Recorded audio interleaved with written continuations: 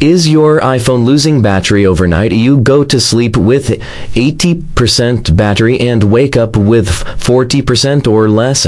In this video, I show you simple setting that can help fix overnight battery drain on your iPhone. Turn off background app refresh. First go to setting, then in general and open background app refresh. Turn it off for apps you don't use often. Some apps keep running in the background and drain battery all night. Fix location service. Now go to privacy security, then location service. Set most apps to while using the app instead of always. This can save a load of battery. Enable low power mode. Before sleeping, turn on low power mode. This reduces background activity and it helps your battery last longer overnight. Lower brightness. Keep your screen brightness low and enable auto brightness.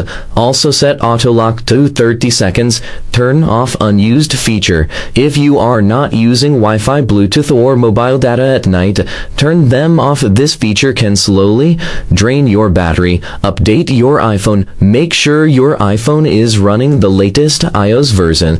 Apple regularly fixes battery bugs in software updates. Try this setting, toggle and see if your battery life improves. If this video helped you, don't forget to like and subscribe for more iPhone tips and tricks.